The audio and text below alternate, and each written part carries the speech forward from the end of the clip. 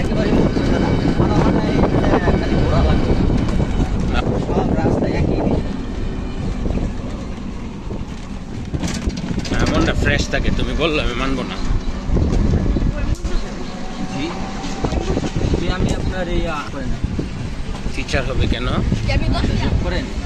বললেন ওকে সম্মান দিতে যে না আমি সম্মান দিচ্ছি ওনাকে সম্মান করবে না